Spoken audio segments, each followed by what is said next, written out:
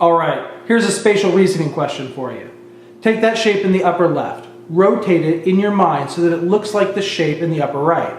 Now take the shape in the middle and perform that exact same rotation to it in your mind.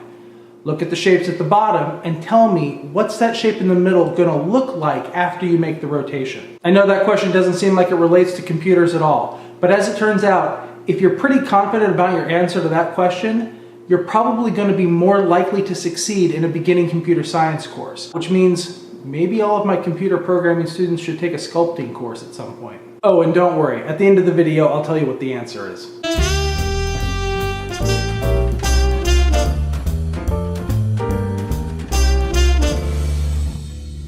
Hello everybody, my name is Brian Baker and I am tired as... Which is to say, I'm going to make this quick, despite the fact that this is one of my favorite weeks. First, before we start talking about what we're going to do this week, let's talk about last week's discussion.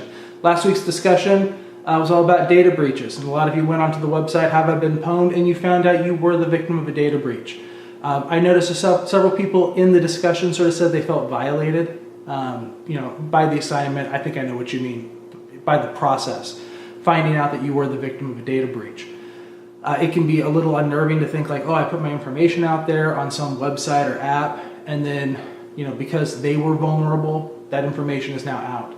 And that means that people may have your passwords to lots of other sites.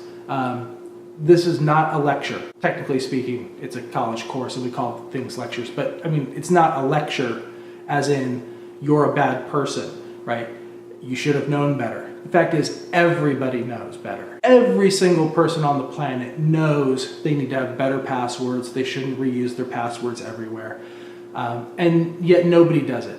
Honestly, it's bad computer science. We know that passwords are not secure. It's not the best way of securing your information. We just have not decided sort of as a market to demand better, more secure ways of accessing things, like biometrics or something else. You know what you need to do. This is not like, you're a bad person. It's something happened and now you need to do something about it. And that thing is change your passwords immediately. Go to all the sites that you use that same password for and change them. If you didn't have very complex passwords, which you also found out last week, go to your sites and change them. And I understand it's a pain. Like every device you have is going to now require you to put it in the password, and then it'll remember it on the device.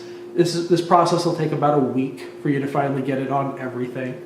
But change your passwords, especially if you're the victim of a data breach and that password was also used somewhere else that is a lot more vital, like a bank account. Keep the financial stuff separate and use stronger passwords there. Now, as for this week, we're going to be looking at Chapter 10. Chapter 10 is all about computer programming. Computer programming is a subject that I kind of enjoy. If you don't know this, I teach primarily computer programming courses. My degree is in computer science. I primarily teach computer programming classes. And so this is something that sort of means something to me, in part because I didn't grow up rich. This is sort of like real time, right?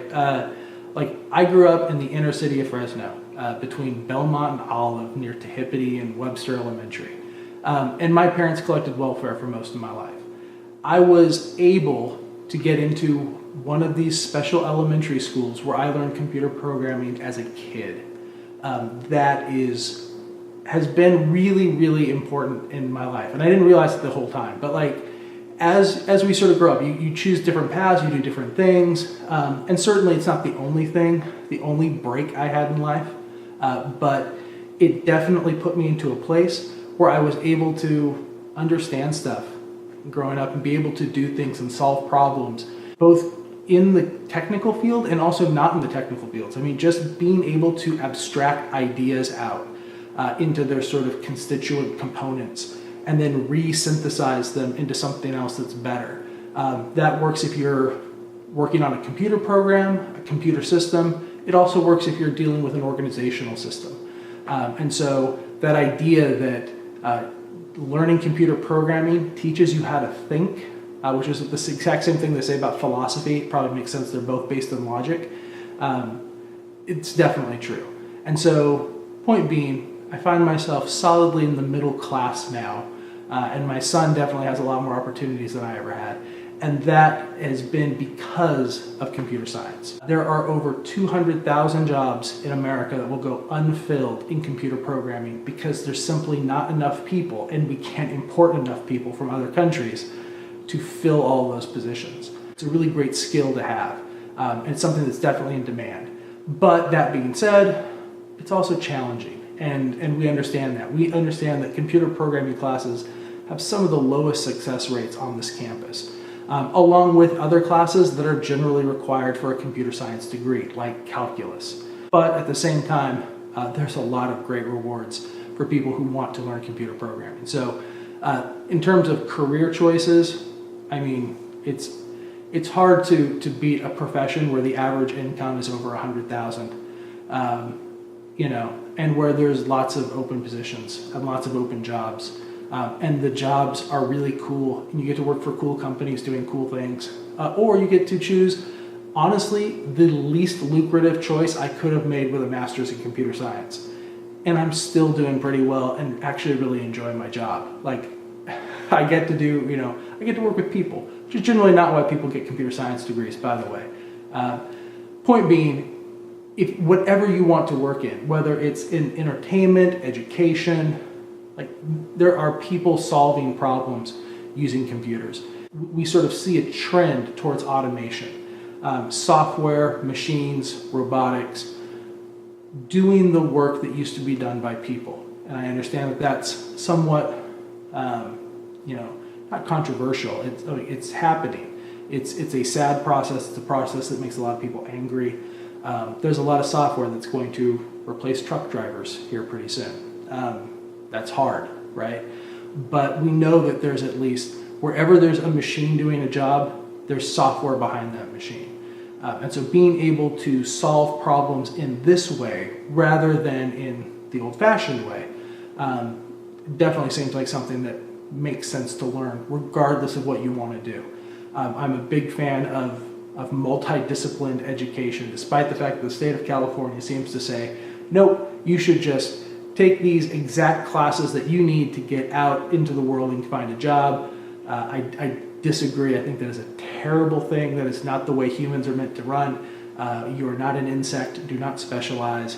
Be a little bit of everything. Take some arts, take some computer programming classes, and then go out and be the best dang nurse you can be. Sorry for the rant. There's a quiz on chapter 10 and a discussion. The discussion is going to be looking at a place called code.org. They have lots of resources on learning how to code. Check it out. If you think you might like it, tell us about it. If you don't like it at all, you think it's terrible, this is not the kind of career you'd want, that's fine. Tell us that too. Honestly, I won't be hurt by it. Show it to your kids if you happen to have kids. See how they respond to it. Getting that early exposure can really make a big difference. So anyway, check out code.org. There's a video that kind of outlines their whole philosophy. Take a look at that and see if it's something you think you'd enjoy. I guess the real question is, should we be teaching computer science to kids in school? I obviously think yes.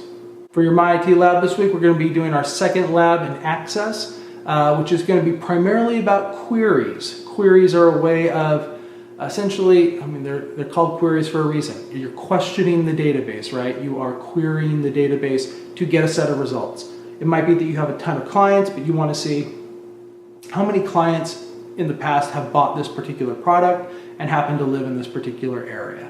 Those queries are really sort of the base of all of marketing at this point. I mean, the idea that when you go to Facebook, you don't just say, hey, I want to talk to Facebook users. I want to have an advertisement that shows to Facebook users. You can get really specific.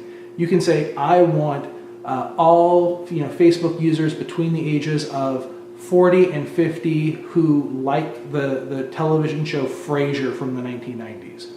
Like, that's a thing, and that'll probably get a good million hits. I mean, Frasier was a pretty popular show. Regardless, like, it's, you're gonna get a lot of, like, a very specific group of people. And so that's the idea. You want to sort of find a group of people out of a bit of data. Now, I shouldn't always say people, because databases aren't always about people. It could be anything. I want to find all products that are less than $20 and are made by this particular manufacturer. whatever it is, you're querying the database to get a set of results back. And so that's the primary focus for the second lab, right? You have all that data there for a reason. You want to get some of it out, some specific data. Hopefully you feel comfortable with queries by the end of Access Lab 2. And that's it. Have a great week. I will see you online. And by the way, the answer to the question at the beginning of this video was D as in dog. If you answered D, you should definitely consider taking a beginning computer science course. I am definitely going to consider taking a nap.